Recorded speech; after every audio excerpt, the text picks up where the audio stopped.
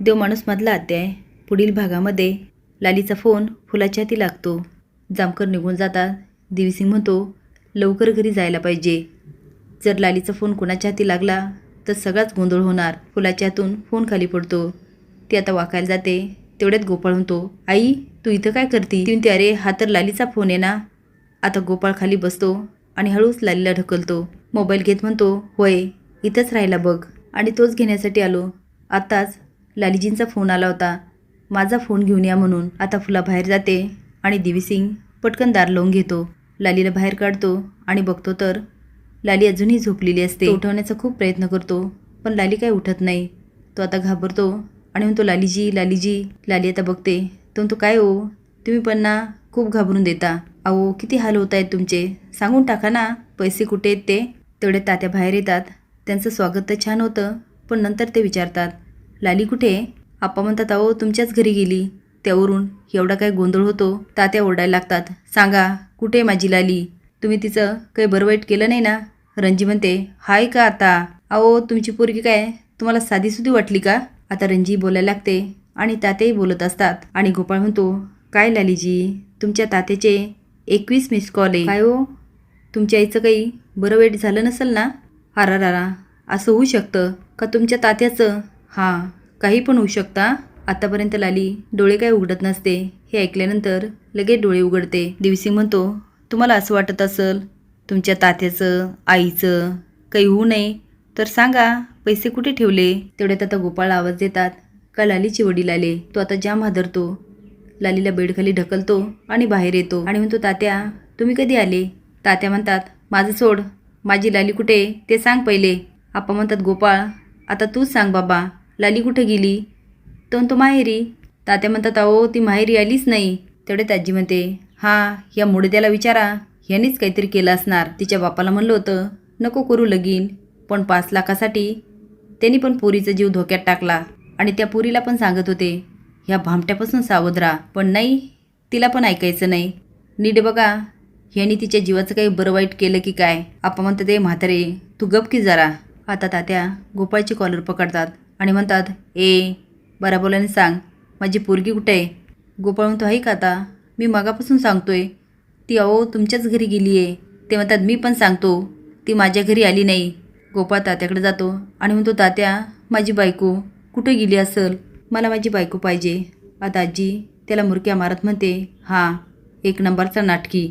रणजी म्हणते अरे बाबा आता तुलाच माहिती ती कुठं गेली ती. तात्याला म्हणते तुमची पोरगी पण एवढी साधीसुधी नाही बाई ग, तिला काय वळण्याचा पत्ता आहे वे. आता रणजीचं तोंड चालू होतं आणि अजूनच वादळ उठतं. रणजी लालीला बोलत असते. आजी म्हणते होय तर तू तर लय सावे.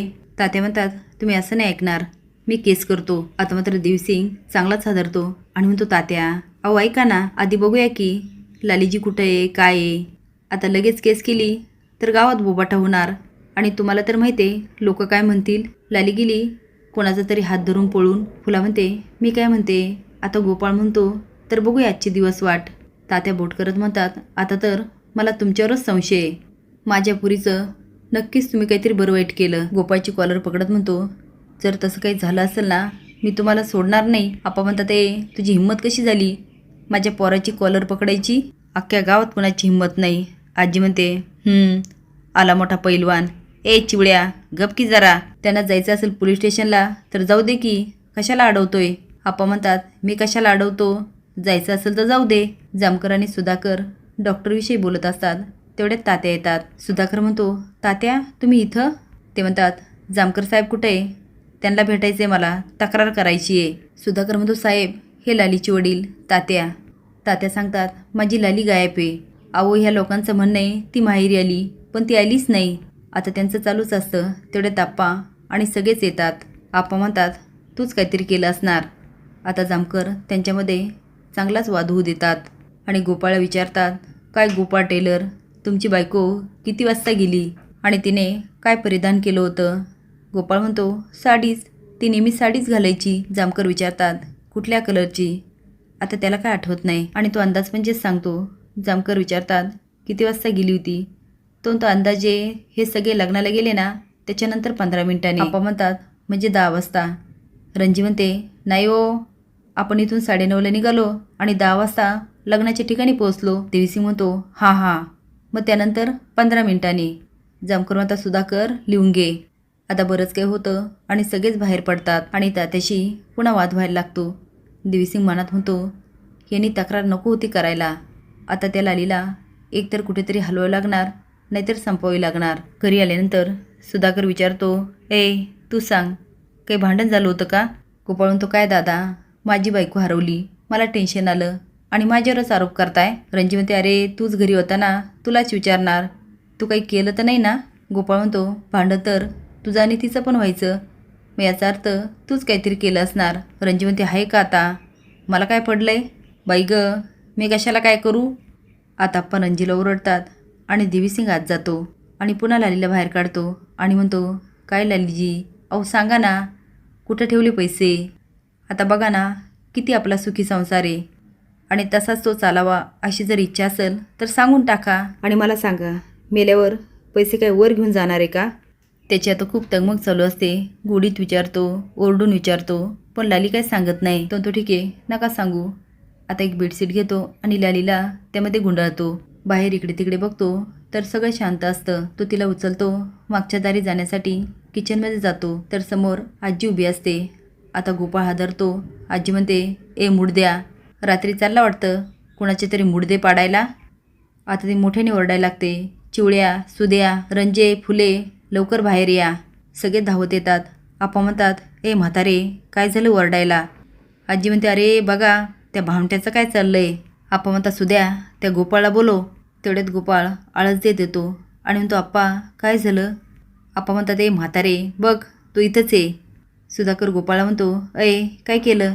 म्हातारी का ओरडती एवढी? तू कुठं बाहेर निघाला होता का? गोपाळ म्हणतो काय दादा, अरे मी तुमच्याच समोर आलो ना. बराच गोंधळ होतो. पुन्हा एकदा सगळेच झोपायला जातात. आता देवीसिंग बघतो भिंतीमागे लालीला ठेवलेलं असतं. तो पुन्हा उचलतो. इकडे शालिनी त्याच्या मुलाला विचारते काय रे काय बोललास? तुम्ही कुठं काय बोललो? ती म्हणते त्या जामकर साहेबांना खरं खरं का सांगितलं? तू शिकवती ना खोटं नाही बोलायचं. शालू म्हणते हां हे बरं ऐकलं. साहेबांनी मला विचारलं गोपाळ काका लाली काकी घरी येतात का? मी होय म्हटलं. शालू म्हणते आता मी तुला विचारलं हे नको सांगू. तो नाही. ते आता बाहेर जाते आणि म्हणते साहेब लागला का तपास? जामकर म्हणतात हो, त्या गोपाळ टेलरने त्याच्या बायकोचा खून केला आणि तिला कुत्र्याला खायला दिलं. शालू म्हणते तसं नाही साहेब. जामकर म्हणतात मग कसं आहे? आता खरं खरं बोलायचं, जे माहिती आहे ना ते नक्की सांगायचं, कारण तुमची प्रिय मैत्रीण लालीजी गायब आहे. आता शालू घाबरते आणि विचार करते सांगू की यांना खरं? जामकर म्हणतात हो आता खरं सांगा, कारण काय ना त्या नवरा बायकोचं एकमेकावर खूप प्रेम आहे. त्या गोपाळ टेलरचं तर बायकोवर खूप प्रेम आहे. हो अहो दुकानात त्याने फोटो लावला आहे.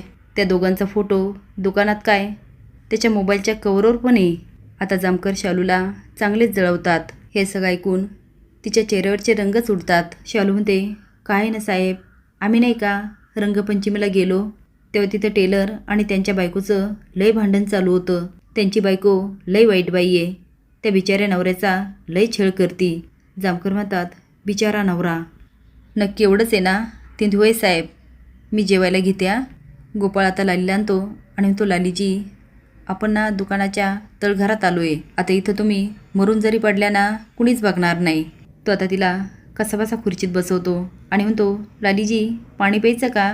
थांबा देतो. आता पहिले लालीच्या तोंडावर पाणी मारतो आणि म्हणतो हां आता फ्रेश झाल्या.